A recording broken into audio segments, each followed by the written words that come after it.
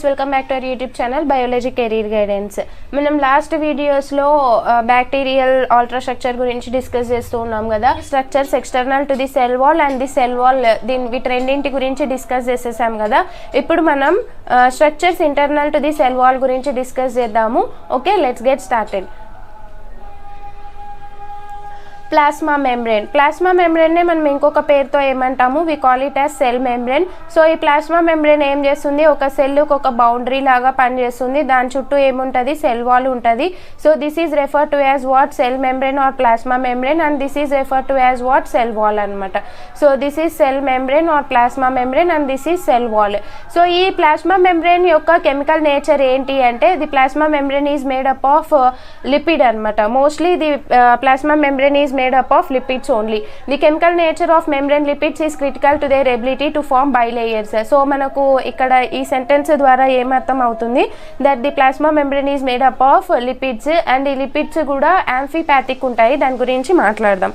So మనకు ఈ plasma membrane లో ప్రెసెంట్ అయిన లిపిడ్స్ అన్నవి ఎట్లాగా ఉంటాయంటే యాంఫిపాథిక్ ఉంటాయి. యాంఫిపాథిక్ అంటే అర్థం ఏమి అంటే, దీంట్లో హైడ్రోఫిలిక్ పార్ట్ ఉంటుంది, హైడ్రోఫోబిక్ పార్ట్ కూడా ఉంటుంది. సో ఈ పోలార్ హెడ్ ఏదైతే ఉందో దాన్ని మనం ఏమంటామంటే హైడ్రోఫిలిక్ పార్ట్ అంటాము. సో ఇక్కడ కింద ఉన్న మాలిక్యూల్ని మనం ఏమంటామంటే హైడ్రోఫోబిక్ పార్ట్ అంటాం. సో హైడ్రోఫిలిక్, హైడ్రోఫోబిక్ ఇట్లాంటివి రెండు ఉంటే దానిలో మనం ఏమంటాము, యాంఫిపాథిక్ మాలిక్యూల్ అంటాం. అంటే it's a combination of both hydrophilic and hydrophobic molecule అనమాట. ఇక్కడ ఈ ప్లాస్మా మెంబ్రేన్ లో ప్రెసెంట్ అయినవి కూడా ఇలాంటివే. సో ఎప్పుడైతే ఈ హైడ్రోఫిలిక్, హైడ్రోఫోబిక్ పోర్షన్ ఇలాగున్న ఈ ఫాస్ఫోలిపిడ్ ఎప్పుడైతే వాటర్ తో ఇంటరాక్ట్ అవుతుందో, ఈ హైడ్రోఫోబిక్ పార్ట్ అన్న దానికి వాటర్ తగలడం ఇష్టం ఉండదు. వాటర్ తో ఇది ఎంతసేపు ఉన్నా దూరం ఉండడానికి ట్రై చేస్తుంది అనమాట. హైడ్రోఫిలిక్ పార్ట్ అన్నది మాత్రమే వాటర్ తో ఇంటరాక్ట్ అవుతుంది. ఎప్పుడైతే ఇట్లాంటి ఫాస్ఫోలిపిడ్ మాలిక్యూల్స్ వాటర్ తో ఇంటరాక్ట్ అవుతాయో అప్పుడు ఈ హైడ్రోఫోబిక్ రీజియన్స్ అన్ని ఒక దగ్గరకు వచ్చేస్తాయి. వేరేజ్ హైడ్రోఫిలిక్ పార్ట్ అంతా బయటికి ఉంటుంది అనమాట. This is hydrophilic part. ఇదేంటి, ఇది హైడ్రోఫిలిక్ పార్ట్. అండ్ ఇక్కడ మధ్యలో ఉన్నది ఏంటి, this is the hydrophobic part అనమాట. ఇది హైడ్రోఫిలిక్ పార్ట్, ఇది హైడ్రోఫోబిక్ పార్ట్. సో దీన్నే మనం ఏమంటామంటే బైలేయర్ ఫార్మేషన్ అంటాం. సో రెండు కలిపి ఒక బైలేయర్, 2 లేయర్స్ గా ఉన్నట్టు ఫామ్ అయితే దాన్ని మనం ఏమంటాం, బైలేయర్ ఫార్మేషన్ అంటాము. ఈ పర్టిక్యులర్ ప్లాస్మా మెంబ్రేన్ లో ఉన్న ఫాస్ఫోలిపిడ్స్ అన్నవి ఏం చేస్తాయి, వాటర్ ఉన్న కండిషన్ ఉన్నప్పుడు ఇవి లోపలికి ముచ్చుకొని పోయి బైలేయర్ ని ఫామ్ చేస్తాయి అనమాట. So here they have given that the polar ends interact with the water and are hydrophilic. So ఈ పార్ట్ అంతా ఏంటి, hydrophilic part.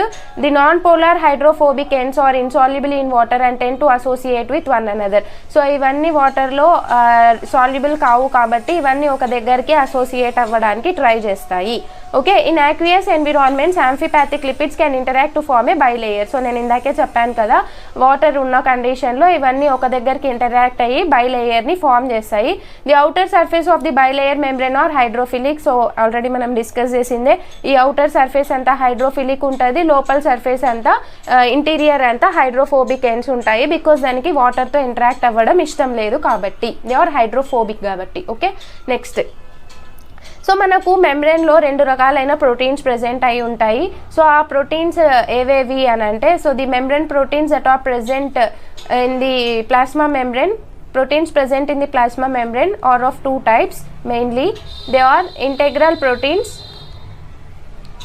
and the peripheral proteins. So వీటిని మనం 2 విధాలుగా క్లాసిఫై చేయొచ్చు, integral proteins, peripheral proteins. Peripheral proteins అంటే అర్థం ఏమి అంటే, ఇక్కడ ఫర్ సపోజ్ ఇది ఒక ప్లాస్మా మెంబ్రేన్ ఈ విధంగా ప్రెజెంట్ అయ్యింది అని అనుకుందాం. నేను మీకు డయాగ్రామ్ చూపిస్తాను, బట్ మీకు అర్థం అవ్వడానికి నేను ఇక్కడ డ్రా చేస్తున్నాను. ఇది ఒక ప్లాస్మా మెంబ్రేన్ బైలేయర్ ఫామ్ చేసింది. ఆబ్వియస్గా సెల్లులో 70% of bacterial cell is made up of water కాబట్టి హైడ్రోఫోబిక్ ఎండ్స్ అన్ని లోపల పక్కకే ఉంటాయి. పెరిఫెరల్ ప్రోటీన్ అంటే అర్థం ఏమి అంటే, protein that is just bound to the boundary. ఈ విధంగా జస్ట్ ఫెరీకి బౌండ్ అయ్యింది అనుకోండి, దీన్ని మనం ఏమంటామంటే పెరిఫెరల్ ప్రోటీన్ అంటాం. అదే ఒక ప్రోటీన్ మొత్తం ప్లాస్మా మెంబ్రేన్ యొక్క స్ట్రక్చర్లో ఎంబెడ్ అయి ఉందనుకోండి, సో ఈ విధంగా ఇట్లాగా ఎంబెడ్ అయి ఉందనుకోండి, ఈ విధంగా. సో దాన్ని మనం ఏమంటామంటే ఇంటెగ్రల్ ప్రోటీన్ అంటాం. ఇంటెగ్రల్ అంటే కంప్లీట్ అని అర్థం. ఈ ప్రోటీన్ ఏం చేస్తుంది, మొత్తం ప్లాస్మా మెంబ్రేన్ని స్పాన్ చేస్తుంది, లేదంటే మొత్తం ప్లాస్మా మెంబ్రేన్ లోపలికి వెళ్ళిపోతుంది. కాబట్టి దీన్ని మనం ఏమని రెఫర్ చేస్తామంటే ఇంటెగ్రల్ ప్రోటీన్ అని రెఫర్ చేస్తాము.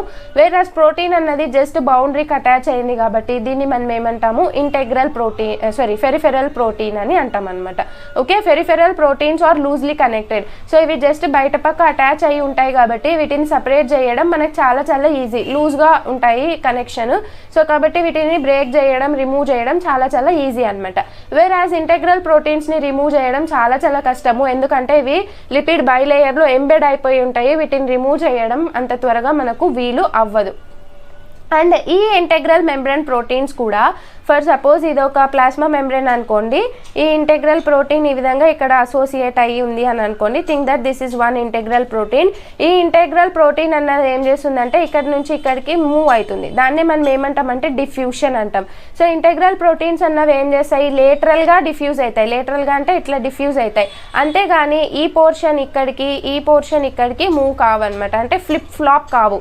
సో ఇక్కడ ఉన్న పోర్షన్ ఫర్ సపోజ్ ఇక్కడ ఇట్లాగ ఏదైనా ఉందనుకోండి, ఈ పక్కది ఈ పక్కకి ఈ పక్కది ఈ పక్కకి తిరగవు అనమాట, ఫ్లిప్ ఫ్లాప్ కావన్నమాట. ఎందుకు అంటే దాంట్లో మధ్యలో ఏముంటుంది, హైడ్రోఫోబిక్ పార్ట్ ఉంటుంది. ఇక్కడ కూడా ఈ ప్రోటీన్లో ఈ ఏరియాలో అంతా ఏముంటుంది, హైడ్రోఫోబిక్ పార్ట్ ఉంటుంది.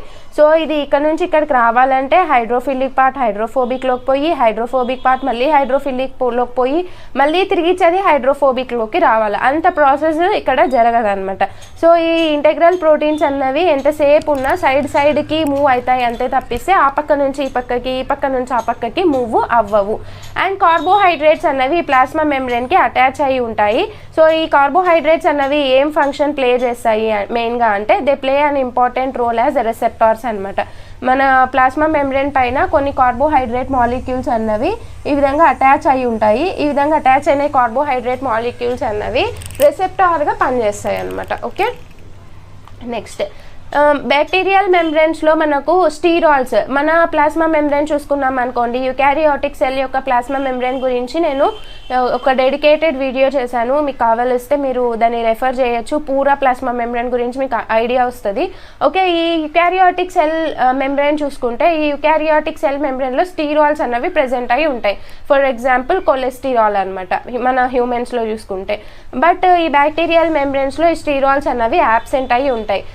బ్యాక్టీరియా ఆల్వేస్ ల్యాక్ స్టీరాల్స్ అనమాట. సో వీటిలో స్టీరాల్స్ అన్నవి ఎప్పటికీ ఉండవు. This is again an important point because ఇక్కడ నుంచి మనకు చాలా క్వశ్చన్స్ అడిగారు.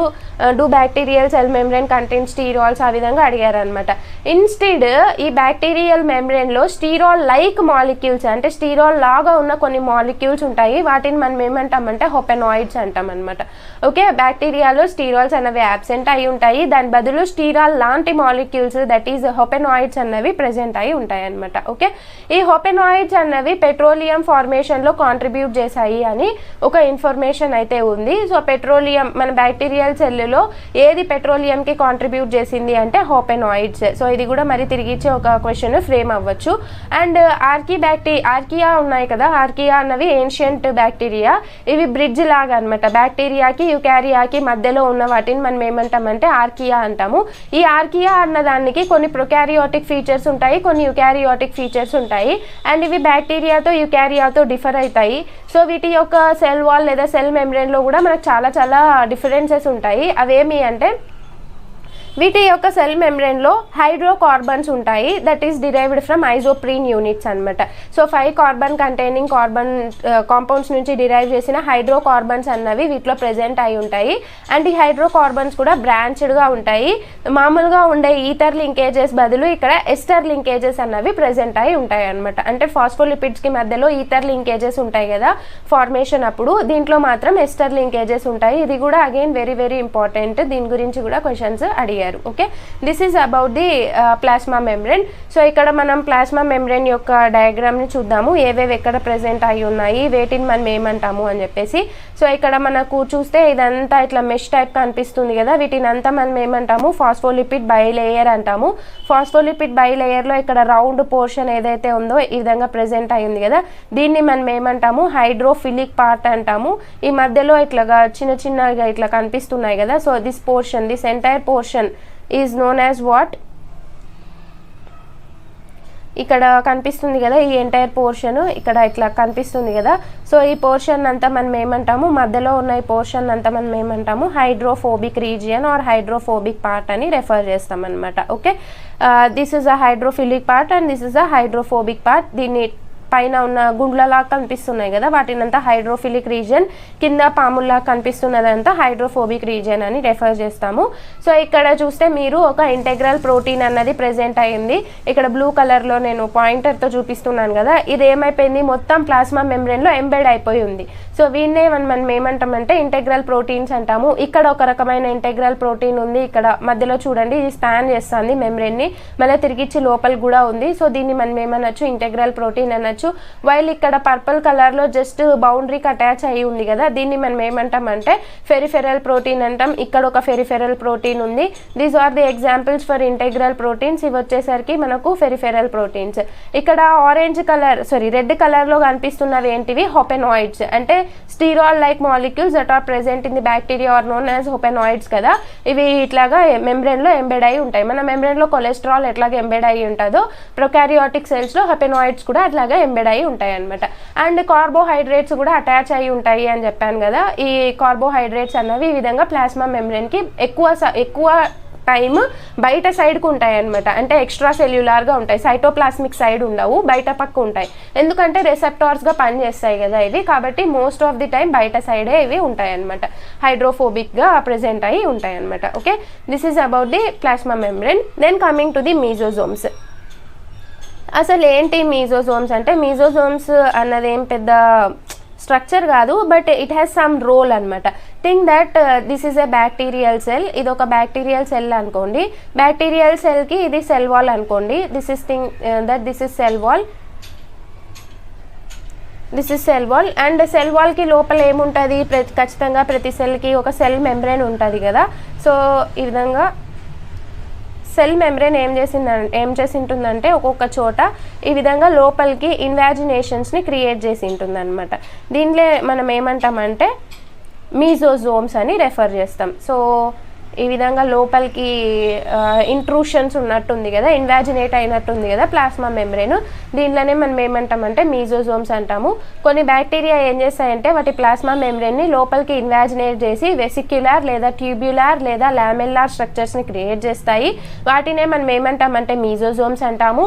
మీజోజోమ్స్ అన్నవి జనరల్గా గ్రామ్ పాజిటివ్ గ్రామ్ నెగిటివ్ బ్యాక్టీరియాలో రెండిట్లో ఉంటాయి. బట్ ప్రామినెంట్గా ఎక్కువగా గ్రామ్ నెగిటివ్ బ్యాక్టీరియాలోనే మీజోజోమ్స్ని మనం చూస్తాం అనమాట.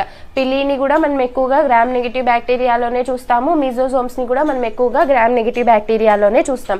అసలు ఎందుకు ఉంటాయి ఈ మీజోజోమ్స్ అంటే, ఈ మీజోజోమ్స్ ఉన్న రీజియన్ దగ్గర నుంచే ఒక బ్యాక్టీరియల్ క్రోమోజోమ్ అన్నది రెప్లికేట్ అవ్వడం స్టార్ట్ చేస్తుంది. లేదంటే ఈ సెల్ డివైడ్ అవ్వాలన్నా సెప్టా ఫార్మేషన్ ఇక్కడ నుంచే స్టార్ట్ అవుతుంది సెల్ డివైడ్ అవ్వాలన్నప్పుడు. అండ్ సెల్ వాల్ అన్నది సింథసైజ్ అవ్వాలన్నా ఇక్కడ నుంచే స్టార్ట్ అవుతుంది. స్పోర్ ఫార్మేషన్లో కూడా మీజోజోమ్స్ అన్నవి ఒక ఇంపార్టెంట్ రోల్ని ప్లే చేస్తాయి. These are the functions of mesosomes. Okay, next cytoplasm. So మనం చూసాం కదా, ఇది ఒక బ్యాక్టీరియల్ సెల్ అనుకోండి. బ్యాక్టీరియల్ సెల్ చుట్టూ ప్లాస్మా మెంబ్రేన్ ఉంటుంది. ప్లాస్మా మెంబ్రేన్ లోపల ఉన్న ఈ ఫ్లూయిడ్ కాన్సిస్టెంట్ని ఎక్కడైతే అన్ని సెల్ ఆర్గనెల్స్ ఎంబెడ్ అయి ఉంటాయో దాన్ని మనం ఏమంటాము, సైటోప్లాజం అని అంటాము. సైటోప్లాజంలో మనకి ఏమేమి ఉంటాయి, సైటోప్లాజం చుట్టూ ప్లాస్మా మెంబ్రేన్ అన్నది ఉంటుంది. ఈ సైటోప్లాజంలో ఏమేమి ఉంటాయి అంటే మెంబ్రేన్ బౌండ్ ఆర్గనెల్స్ అనేవి ప్రొకారియోటిక్ సెల్స్లో యాబ్సెంట్ అయి ఉంటాయి. బట్ ఇక్కడ ఏమేమి ప్రెజెంట్ అయి ఉంటాయి అంటే inclusion bodies, ribosomes, nucleoid, plasmid ఈ సైటోప్లాజంలోనే ఏమై ఉంటాయి, ఎంబెడ్ అయి ఉంటాయి అనమాట. ఓకే, అండ్ ఈ మెంబ్రేన్ ఆర్గనెల్స్ అన్నవి ఈ ప్రొకారియోటిక్ సెల్స్లో ఉండవు. ఈ సైటోప్లాజం అన్నది ఆల్మోస్ట్ 70% వాటర్తోనే మేడప్ అయి ఉంటుంది అనమాట. ఓకే, ఈ సైటోప్లాజం అంతా మెయిన్గా ఏముంటుంది అంటే వాటరే ఉంటుంది. ఫస్ట్లో ఏమనుకున్నారంటే ఈ సైటోప్లాజంలో సైటోస్కెలిటన్ లేదు అనుకున్నారు. అంటే ఈ సైటోప్లాజంని మెయింటైన్ చేయడానికి ఒక స్ట్రక్చర్ ఉంటుంది, దాన్ని మనం ఏమంటామంటే సైటోస్కెలిటన్ అంటాము. మనలో యూకారియోటిక్ సెల్స్లో సైటోస్కెలిటన్ అన్నది ఉంటుంది. బట్ ప్రొకారియోటిక్ సెల్స్లో సైటోస్కెలిటన్ లేదు అనుకున్నారు. బట్ రీసెంట్ రీసెర్చ్ ఏం సజెస్ట్ చేస్తుందంటే బ్యాక్టీరియల్ సెల్స్లో కూడా సైటోస్కెలిటన్ అన్నది ప్రెజెంట్ అయి ఉంటుంది. సైటోస్కెలిటన్లో కూడా కొన్ని ప్రోటీన్స్ ఉంటాయి అని చెప్పారు. ఆ ప్రోటీన్స్ ఏవి అన్న దాని గురించి కొంచెం తర్వాత డిస్కస్ చేద్దాం. Okay, and the plasma membrane and everything within is called the protoplast. So plasma మెంబ్రెన్తో పాటు ప్లాస్మా మెంబ్రెన్ లోపల ఉన్న కాంపోనెంట్స్ అన్నిటిని మనం ఏమంటాము, ప్రోటోప్లాస్ట్ అని రెఫర్ చేస్తాం అనమాట.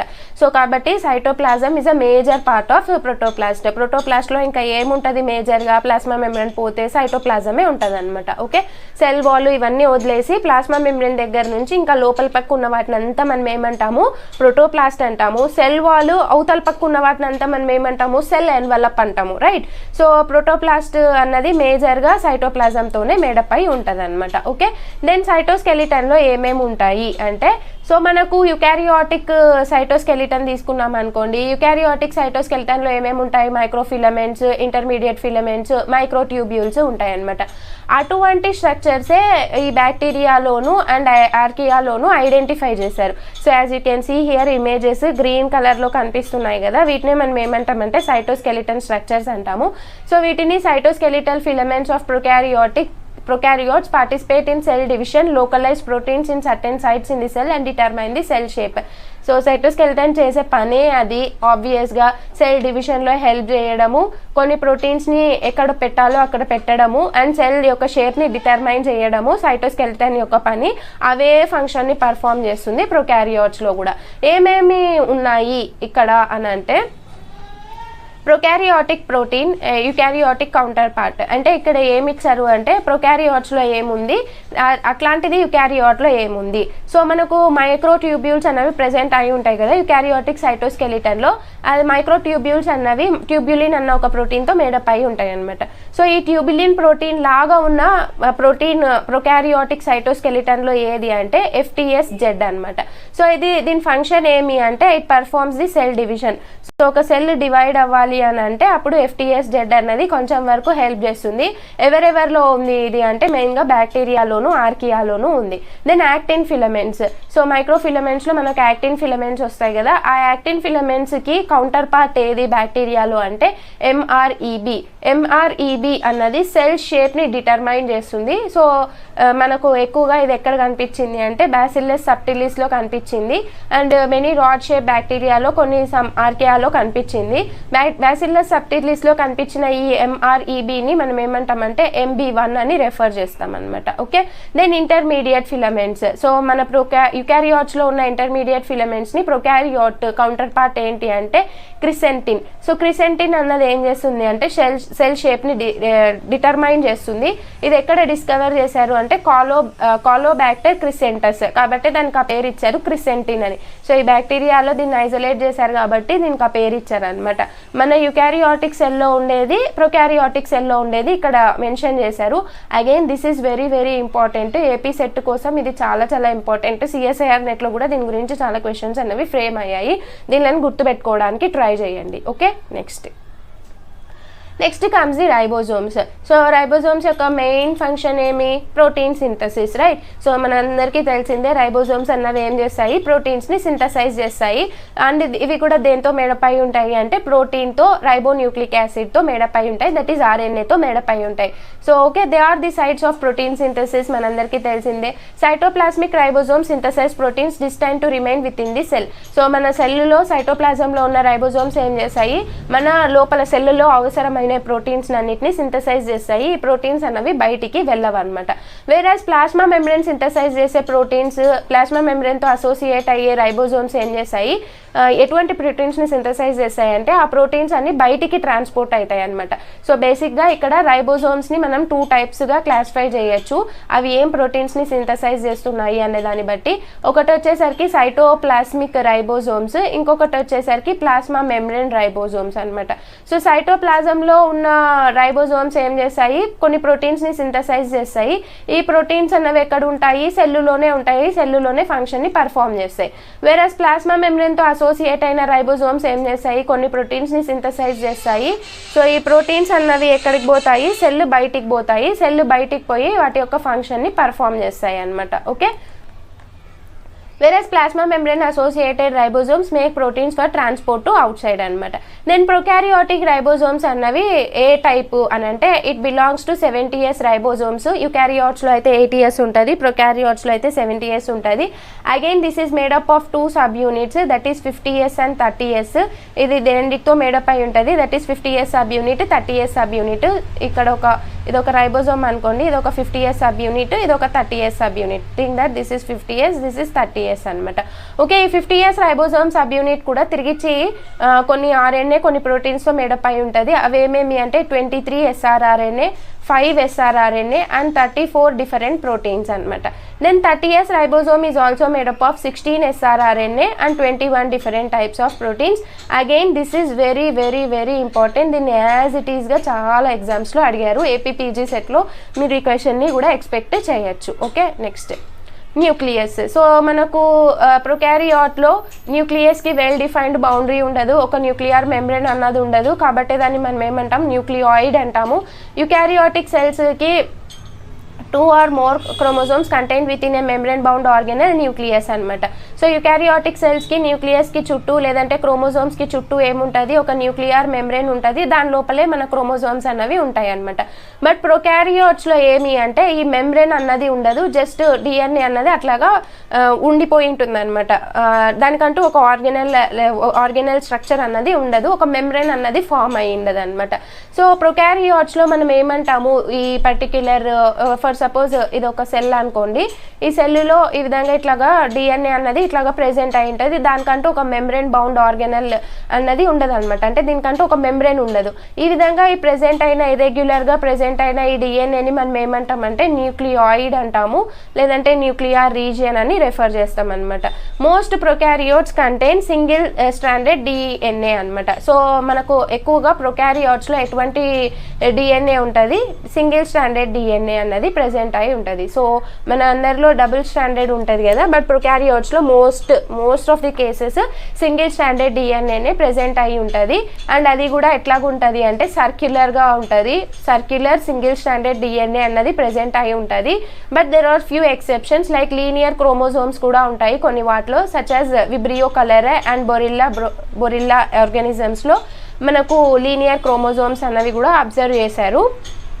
కొన్ని ఆర్గానిజమ్స్లో ఒకటి కంటే ఎక్కువ క్రోమోజోమ్స్ కూడా ఉన్నట్టు అబ్జర్వ్ చేశారనమాట. So this is about the nucleus. So ఇవి మనకు డిఫరెంట్ ప్రోటీన్స్ని ఎన్కోడ్ చేస్తాయి అనమాట. ఈ న్యూక్లియస్లో ఉన్న DNA అన్నది మనకు వేరే వేరే ప్రోటీన్స్ ఎన్కోడ్ చేయడంలో హెల్ప్ చేస్తుంది. Okay, next comes the plasmids. So plasmid అన్నది ఏంటి, ఒక ఎక్స్ట్రా క్రోమోజోమల్ మెటీరియల్ లేదా ఎక్స్ట్రా జెనెటిక్ మెటీరియల్. న్యూక్లియాయిడ్ అన్నది ఉంటుంది, ప్లస్ ఈ extra chromosomal genetic material nucleoid ఉంటుంది, ప్లస్ ఇక్కడ ప్లాస్మిడ్ అన్నది కూడా ప్రెజెంట్ అయి ఉంటుంది.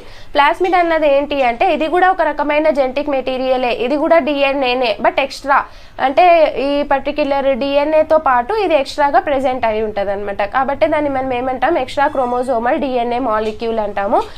ఇది ఖచ్చితంగా అన్ని బ్యాక్టీరియాలో ఉండాలని లేదు, కొన్ని బ్యాక్టీరియాలో ఉంటాయి, కొన్ని బ్యాక్టీరియాలో ఉండవు అనమాట. Plasmids are small double-stranded DNA molecules that can exist independently of the chromosome. So దీనికి ఈ పర్టికులర్ న్యూక్లియాయిడ్తో సంబంధం ఉండదు. అండ్ ఇది ఎలాగుంటుందంటే చిన్నగా డబుల్ స్ట్రాండెడ్ DNA మాలిక్యూల్ ఇండిపెండెంట్గా ఎగ్జిస్ట్ అవుతుంది, దీనికి క్రోమోజోమ్తో పని లేదనమాట. సర్క్యులర్ లీనియర్ ప్లాస్మిడ్స్ కూడా ఉన్నాయి. సో మోస్ట్లీ ప్లాస్మిడ్స్ అన్నవి ఎట్లాగుంటాయి అంటే they are mostly circular, linear plasmids కూడా ఉన్నాయి, బట్ 90% ఎట్లాగుంటాయి, సర్క్యులర్గానే ప్రెజెంట్ అయి ఉంటాయి అనమాట. సో ఈ ప్లాస్మిడ్స్ పైన ఉన్న జెనెటిక్ ఇన్ఫర్మేషన్ అన్నది ఆ పర్టిక్యులర్ బ్యాక్టీరియాకి అంత అవసరం లేదనమాట. అంటే ఆ ప్లాస్మిడ్ అన్నది లేకుంటే బ్యాక్టీరియా ఏమైనా చచ్చిపోతుందా అంటే the answer is no. Plasmid ఉంటే ఎక్స్ట్రా బెనిఫిట్స్ వస్తాయి ఆ బ్యాక్టీరియాకి, అంతే తప్ప ప్లాస్మిడ్ లేకుంటే ఆ బ్యాక్టీరియా అన్నది చనిపోదు అనమాట. సో అది నార్మల్గానే ఫంక్షన్ చేస్తుంది. ఒకవేళ ఇప్పుడు ఒక బ్యాక్టీరియా ఉంది, ఆ బ్యాక్టీరియాలో ప్లాస్మిడ్ ఉండింది, ఈ ప్లాస్మిడ్ ఏదో ఒక కారణం వల్ల ఇక్కడ నుంచి వెళ్ళిపోయింది అనుకుందాం, ఆ బ్యాక్టీరియా అన్నది చనిపోతుందా అంటే the answer is no. So genetic information అన్నది ఆ పర్టికులర్ బ్యాక్టీరియల్ యొక్క సెల్ సర్వైవల్ కోసం అవసరం ఉండదు, బట్ ఎక్స్ట్రా క్యారెక్టరిస్టిక్స్ని ఇస్తుంది అనమాట. ఓకే, అసలు ఏముంటాయి ఈ ప్లాస్మిడ్లో అంటే ప్లాస్మిడ్స్ పైన ఎటువంటి జీన్స్ ఉంటాయి అంటే like antibiotic resistant jeans, toxin producing jeans అట్లాంటివి ఉంటాయి అన్నమాట. అంటే ఆ బ్యాక్టీరియాకి కొంచెం వరకు అడ్వాంటేజ్ కలిగించేటువంటి జీన్స్ అన్నవి ఆ ప్లాస్మిడ్స్ పైన ప్రెజెంట్ అయి ఉంటాయి. అండ్ ప్లాస్మిడ్ అన్నది రెప్లికేట్ అవ్వాలంటే అది తిరిగిచ్చి క్రోమోజోమల్ డిఎన్ఏ పైన డిపెండ్ అవ్వాల్సిన అవసరం లేదు. దానికి కావాల్సినప్పుడు అదేమవుతుందంటే రిప్లికేట్ అవుతుంది. ఇట్ రిప్లికేట్స్ ఆటోనమస్లీ, అంటే దానికి ఇష్టం వచ్చినప్పుడు అది రిప్లికేట్ అవుతుంది. క్రోమోజోమల్ డిఎన్ఏ రిప్లికేట్ అయినప్పుడే ఇది రిప్లికేట్ అవ్వాలి అలాంటి ఏం లేదు. సో దానికి ఇష్టం వచ్చినప్పుడు అదేమవుతుంది రిప్లికేట్ అవుతూ పోతుంది. సో ఎన్ని ప్లాస్మిడ్స్ ఉన్నాయి ఒక బ్యాక్టీరియల్ సెల్లో అనే దాన్ని మనం ఏమంటామంటే కాపీ నంబర్ అంటాము. ఫర్ సపోజ్ ఇక్కడ ఒక బ్యాక్టీరియల్ సెల్ ఉందనుకోండి, దీంట్లో ఒక ప్లాస్మిడ్ ఉందనుకోండి, దీని కాపీ నెంబర్ ఎంత అంటే 1 అనమాట. అంటే ఒక బ్యాక్టీరియల్ సెల్కి ఎన్ని ప్లాస్మిడ్స్ ఉన్నాయి, సో 2 ఉన్నాయనుకోండి, దీని కాపీ నెంబర్ ఎంత 2. అదే ఇంకొకటి ఉందనుకోండి, అప్పుడు దీని కాపీ నెంబర్ ఎంత 3. సో ఆ విధంగా ఒక బ్యాక్టీరియల్ సెల్లో ఎన్ని ప్లాస్మిడ్స్ ఉన్నాయి అన్నది దాని యొక్క కాపీ నెంబర్ అవుతుంది. So single copy plasmids produce only 1 copy per host cell. ఇంకా ఆబ్వియస్గా కాపీ నెంబర్ దాన్ని 1 అయినప్పుడు ఎన్ని ప్రొడ్యూస్ చేస్తుంది, ఒకటే ప్రొడ్యూస్ చేస్తుంది. మల్టీ కాపీ ప్లాస్మిడ్స్ అన్నవి కూడా ఉంటాయి. సో కొన్ని బ్యాక్టీరియాలో ఈవెన్ 40 కంటే ఎక్కువ ప్లాస్మిడ్స్ కూడా ప్రెజెంట్ అయి ఉంటాయంట ఒక సెల్లో. So as you can see multi copy ప్లాస్మిడ్స్లో 1 కంటే ఎక్కువ అంటే మనం ఏమనుకుంటాం 2 or 3, but 40 or more plasmids కూడా ప్రెజెంట్ అయి ఉంటాయి కొన్ని బ్యాక్టీరియల్ సెల్స్లో. ఓకే, దెన్ కొన్ని ప్లాస్మిడ్స్ ఏం చేస్తాయి అంటే పోయి క్రోమోజోమల్ డిఎన్ఏలో ఇంటిగ్రేట్ అయిపోతాయి అన్నమాట. సో ఇవేం చేస్తాయి, ఈ ప్లాస్మిడ్ అన్నది సపరేట్గా ఉంది ఇంతవరకు, అండ్ క్రోమోజోమ్ అన్నది సపరేట్గా ఉంది. కొన్నిసార్లు ఏం చేస్తుందంటే ప్లాస్మిడ్ పోయి క్రోమోజోమల్ డిఎన్ఏలో ఇంటిగ్రేట్ అయిపోతుంది అనమాట. అటువంటి ప్లాస్మిడ్స్ని మనం ఏమంటామంటే ఎపిజోమ్స్ అంటాం. సో ఒకసారి ఇది ఎప్పుడైతే క్రోమోజోమల్ డిఎన్ఏలోకి ఇంటిగ్రేట్ అయిపోయిందో తిరిగిచ్చి ఇది అటానమస్గా రిప్లికేట్ అవ్వలేదు, ఎందుకంటే ఇది క్రోమోజోమల్ డిఎన్ఏలో కలిసిపోయింది కదా. క్రోమోజోమల్ డిఎన్ఏలో కలిసిపోతే క్రోమోజోమల్ డిఎన్ఏ ఎప్పుడు రిప్లికేట్ అవుతుందో ఈ ప్లాస్మిడ్ డిఎన్ఏ కూడా ఇంకా అప్పుడే రిప్లికేట్ అవ్వాల్సి ఉంటుంది. దాన్ని మనం ఏమంటామంటే ఎపిజోమ్స్. అట్లాంటి ప్లాస్మిడ్స్ ని మనం ఏమంటామంటే ఎపిజోమ్స్ అంటాం అన్నమాట. సో ప్లాస్మిడ్స్ అన్నవి సెల్ డివైడ్ అయ్యేటప్పుడు ఇన్హెరిట్ అవుతాయి. అంటే ఒక మదర్ సెల్లో ప్లాస్మిడ్ ఉందనుకోండి, దాని డాటర్ సెల్స్లో కూడా ఏమవుతుంది ప్లాస్మిడ్ అన్నది క్రియేట్ అవుతుంది, ప్లాస్మిడ్ అన్నది ట్రాన్స్ఫర్ అవుతుంది అనమాట. సో ఇవి ఈక్వల్గా డాటర్ సెల్స్ మధ్యలో డివైడ్ అవుతాయా అంటే ఇప్పుడు ఈ సెల్ అన్నది 2గా డివైడ్ అయింది అనుకోండి, 2 సెల్స్లోకి ప్లాస్మిడ్ వస్తుందా అంటే ఒక్కొక్కసారి ఏమవుతుందంటే ఒక సెల్కి వస్తుంది, ఒక సెల్కి రాదు. సో ఈ సెల్లో ఏమైపోతుంది ప్లాస్మిడ్ అన్నది లూజ్ అయిపోతుంది అనమాట. So plasmid is lost in daughter cells అన్నమాట. సో కొన్నిసార్లు ఇది స్టేబుల్ గా ఇన్హెరిట్ అవుతుంది, కొన్నిసార్లు ఇది ఇన్హెరిట్ అవ్వకపోవచ్చు, కొన్నిసార్లు ఇది ఏమైపోతుంది వెళ్ళిపోతుంది. దాన్ని మనం ప్లాస్మిడ్ లూజింగ్ అంటాం అనమాట. So loss of plasmid is also called as curing అనమాట. సో ఇక్కడ ఒక బ్యాక్టీరియల్ సెల్ ఉంది, దీంట్లో ప్లాస్మిడ్ ఉంది. సో ఇది ఏం చేసింది, ఇది డివైడ్ అయింది. డివైడ్ అయితే ఏమవుతాయి, 2 డాటర్ సెల్స్ ఫామ్ అవుతాయి కదా. ఒక డాటర్ సెల్లో ప్లాస్మిడ్ వచ్చింది, ఇంకొక డాటర్ సెల్లో ప్లాస్మిడ్ రాలేదనుకోండి, ఇక్కడ ఏమైపోయింది ప్లాస్మిడ్ అన్నది వెళ్ళిపోయింది, లాస్ ఆఫ్ ప్లాస్మిడ్ అన్నది జరిగింది. సో లాస్ ఆఫ్ ప్లాస్మిడ్ నే మనం ఏమంటాము క్యూరింగ్ అంటాం. దీనికి వచ్చింది దీనికి రాలేదు, దాన్నే మనం ఏమంటాము క్యూరింగ్ అని రెఫర్ చేస్తాం అనమాట. ఓకే, సో దీనిలోనే మనం సో ఇక్కడ మనకు డిఫరెంట్ టైప్స్ ఆఫ్ ప్లాస్మిడ్స్ ఉన్నాయి అండ్ వాటి యొక్క రిప్రజెంటేటివ్స్, వాటి యొక్క సైజు అండ్ వాటి యొక్క copy number, host, phenotypic features ఉన్నాయి. ఈ టేబుల్ని మీరు బై హార్ట్ చేసుకుంటే మంచిది, ఎందుకంటే వీటిని కూడా మనకు చాలాసార్లు క్వశ్చన్స్ అడిగారు. ఓకే, కాంజుగేటివ్ ప్లాస్మిడ్, నేను ఇక్కడ మీకు ఇవన్నీ బై హార్ట్ చేసుకునే టర్మ్స్ కాబట్టి వీటి యొక్క ఫంక్షన్ మాత్రమే చెప్తాను. ఓకే, ఎందుకంటే ఇంకా వీటిని రీడౌట్ చేయడంలో ఎటువంటి లాభం లేదు, నాకు టైం వేస్ట్ మీకు టైం వేస్ట్. ఓకే, సో కాబట్టి కాంజుగేటివ్ ప్లాస్మిడ్స్ ఏం పని చేస్తాయి అంటే కాంజుగేషన్లో హెల్ప్ చేస్తాయి అనమాట. సో బ్యాక్టీరియా రీప్రొడ్యూస్ చేసుకునే ఒక మెకానిజం వచ్చేసి కాంజుగేషన్. కాంజుగేటివ్ ప్లాస్మిడ్ ఉన్న బ్యాక్టీరియా ఏం చేస్తుంది, కాంజుగేషన్లో పార్టిసిపేట్ చేస్తుంది. అండ్ దీని సర్ఫేస్ పైన కూడా ఏముంటాయి, పిలి అన్నవి ప్రెజెంట్ అయి ఉంటాయి. సో మనం చెప్పాం కదా పిలి అన్నవి ఓన్లీ కాంజుగేటివ్ ప్లాస్మిడ్స్లో మాత్రమే ఉంటాయి అనమాట. ఓకే, దెన్ ఆర్ ప్లాస్మిడ్స్ అన్నవి ఏం చేస్తాయి అంటే ఇవి కూడా సెక్స్ పిల్లర్స్ ఫార్మేషన్లో కాంజుగేషన్లో పార్టిసిపేట్ చేస్తాయి. ఆర్ అంటే మెయిన్గా రెసిస్టెన్స్ అని అర్థం వస్తుంది. సో రెసిస్టెన్స్ టు వాట్ అంటే రెసిస్టెన్స్ టు యాంటీబయోటిక్స్ అనమాట.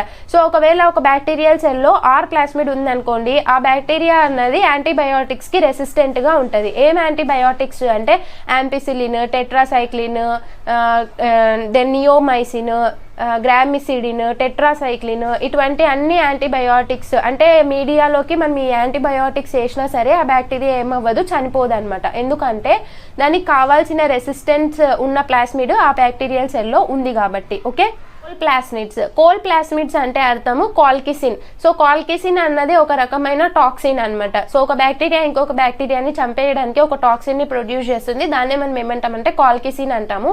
సో కాల్కిసిన్ అన్నది ఎప్పుడు ప్రొడ్యూస్ చేస్తుంది ఒక బ్యాక్టీరియా అంటే ఎప్పుడైతే ఆ బ్యాక్టీరియల్ సెల్లో కోల్ ప్లాస్మిడ్ ఉంటుందో అప్పుడు మాత్రమే అది కాల్కిసిన్ ని ప్రొడ్యూస్ చేస్తుంది. Okay, then virulence plasmids. So virulence plasmids అన్నవి ఏం చేస్తాయి అంటే డిసీజ్ ని క్రియేట్ చేస్తాయి అండ్ టాక్సిన్స్ ని ప్రొడ్యూస్ చేస్తాయి అనమాట.